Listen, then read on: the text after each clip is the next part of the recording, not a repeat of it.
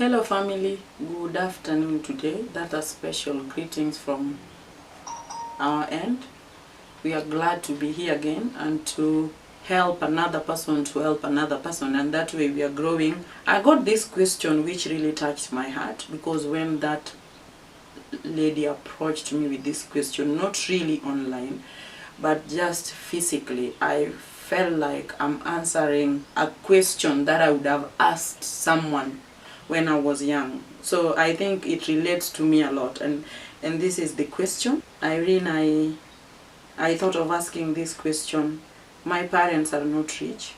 My mom goes all the way to ensure I pay my tuition fee in secondary school. The problem is, it's like a norm that my school is a mixed school. She's saying that she's learning in a mixed school. Most girls have boyfriends. I do not want to betray my poor mom by joining this common habit. My friends are always teasing me, and this brings a feeling of being left out. Please help. Anonymous. I said I love this question a lot because it relates a lot to me, and today I'm not going to say that I've not experienced this, because trust me when I say this is whom I was. When I joined Form 1, my mom was alone. My dad passed on, and then I was transferred to a day school. One of the reasons why I really started this channel, and this is something that I've not shared here, is that I want to remember my mom in a special way. I lost my mom last year, and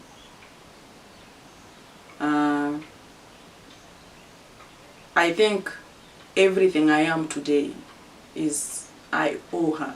She's one woman that sometimes when I think of her, I don't really understand how she managed to do the things she did.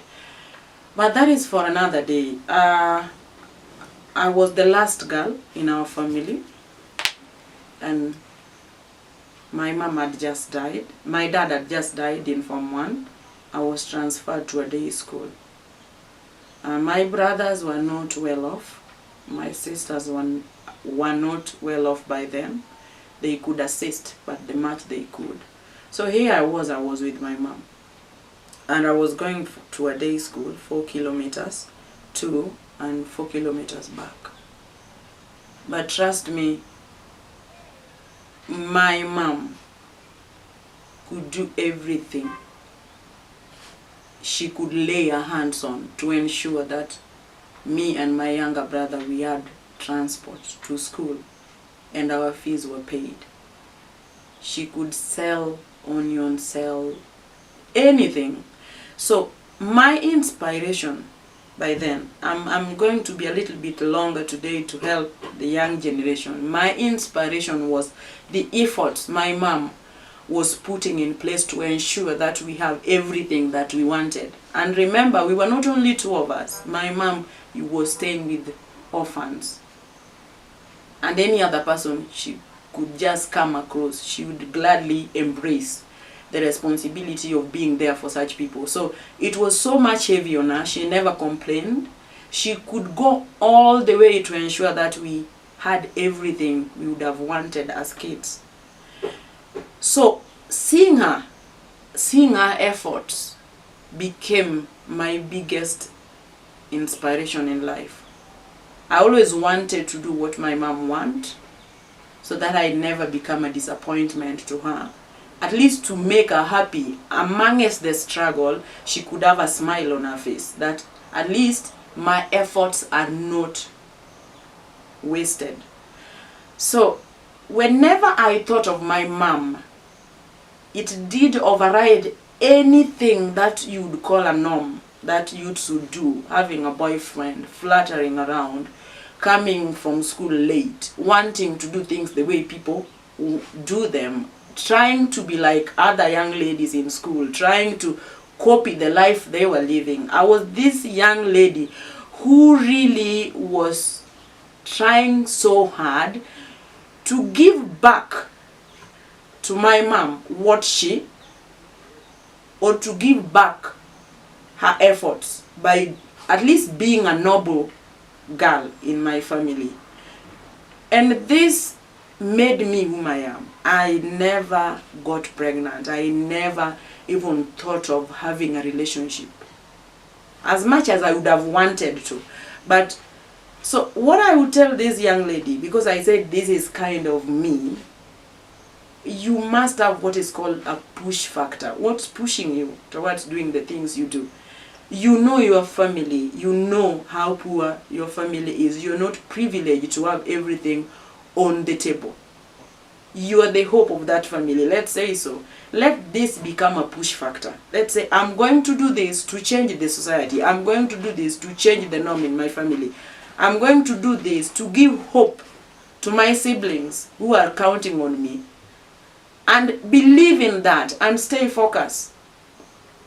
And stop looking back and left, right, and center back, trying to live a life of a lie of other people. Just be you and remain focused and have one sure thing that is driving you, that is acting like an engine, that when you remember, you always want to stay focused.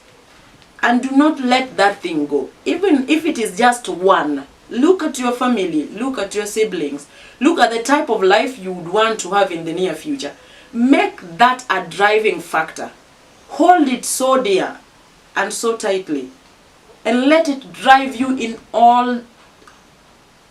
everything you do, and it will sail you through the storms of the peer pressure and of the life people live that you think might be beautiful, which to me, it's not, because they are full of regrets. And trust me when I say, when you hold it so dear, you'll never be bothered by what other girls do. And you'll never even think about it. You'll remain this one person who knows what she wants and who is focused in attaining what you want and in changing the society and changing the norm. And you'll succeed. And it's not even going to be something that makes you sad sometimes and feeling left out for you. And one thing that I would say, any normal person would like to associate themselves with a principal person. Leave alone what people say. Those things are short-lived.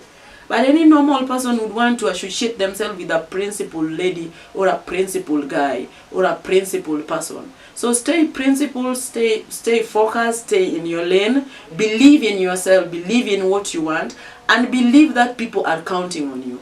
Ladies and gentlemen, this is one of the most sensitive topics. Many youths find themselves do things because other people are doing them. They leave the goal, they leave the main intention and the main focus, and they do other things because others are doing them. Please share a lot, and we are even going to go live in this topic so that we can bring in people who can speak more regarding this topic so that youths can know these are the life that we would choose are short-lived. But staying on your lane, you'll end up achieving your goals and you'll enjoy much more than the short-lived life that you used to enjoy.